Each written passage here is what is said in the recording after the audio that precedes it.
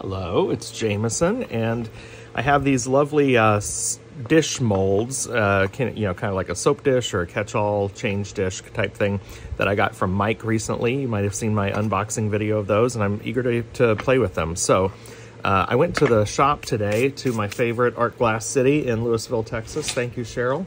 And Cheryl had a nice piece of this beautiful Bullseye Autumn Collage here. You've got some orange and red and yellow and the black streamers. And I thought that looked awesome.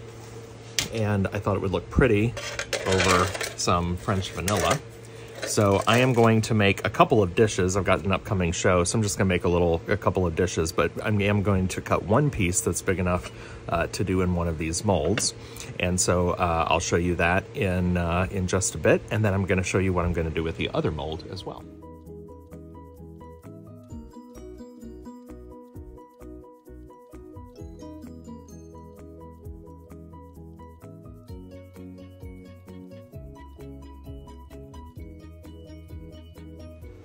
All right, and for the other dish that I have, I've got this amazing holly berry from Bullseye. This is what they come out with on a limited edition every year. It's not inexpensive, but it's way cool. Now, one thing to think about as you're using holly berry is that the red, quote-unquote, berries that are included in this are not food safe. So if you're going to fire it in a way that the red is going to be up and you're going to sell it as a platter, highly suggest that you cap it with a lot of clear powder, or fire it flat first, do a full fuse on it first, and then cap it with clear Tecta.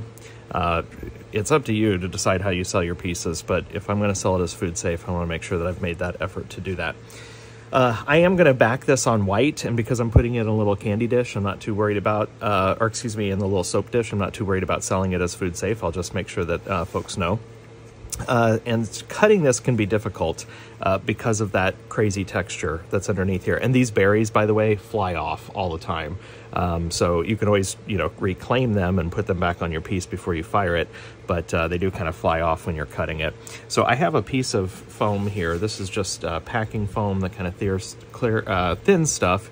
You can use anything, even just a towel, but this helps create some void for that berry and some stability then, so that you can get straight cuts on this. So I am going to cut off enough to do a soap dish. I'll probably use that last piece that's over here and just create another little dish because you don't want any waste, especially on this because it's not inexpensive.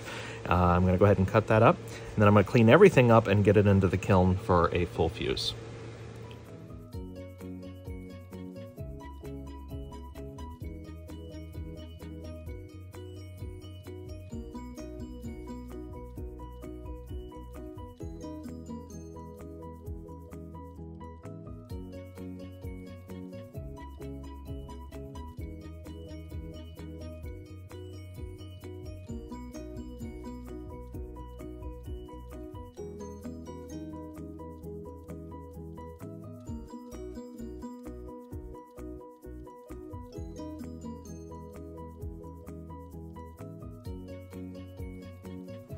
All right, I'm going to attempt to do this one-handed here, but I have my two pieces that I've fired. So this is the one with the holly berry. I'm just going to drop it into my mold. Looks like it's, pretty good fit. This is the problem when I'm trying to hold the camera with one hand and see what I'm doing with the other. Here's the other piece. So these were just, cut and full fused. Looks like they both fit in the molds really well. The molds, as you may have seen, had holes drilled in them. I was going to pick it up and show you, but I can't. So I found a soap dish firing, slump firing schedule that I think might work well. So we're going to give it a try. It was, I don't know, 300 degrees an hour up to 1215, and then hold for an hour. And so I think with that hold for an hour at a lower temperature, though, will allow this glass to fully sink in there and really take on the angled shape of this mold. So I'm going to look around. I don't know if I have anything else that I can slump at that temperature for that long. So this might be a tiny firing with just these two pieces in it, but we're going to give it a try and see what happens.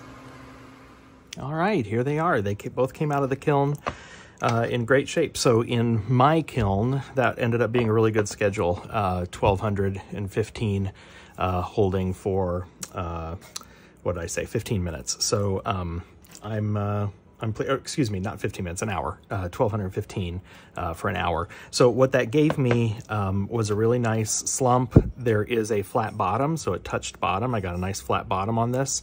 And so they sit really well. You know, originally I look at this and think soap dish, but truly they could be any kind of, you know, catch-all dish, maybe a scrubby by the sink, rings, loose change, keys, even just a couple of mints or something on somebody's desk, paper clips, that kind of stuff. So really, really cool. I just kiln washed these, plain old normal kiln wash at a low temperature like that. There's no reason to use zip. I know I use zip a lot, but I use that in casting molds.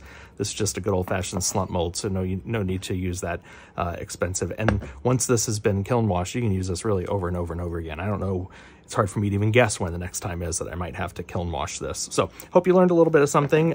Thanks again, Mike. It was really generous of you to send these to me. I've enjoyed them. I'm going to make some more. So thanks, everybody. Catch you later. Bye-bye.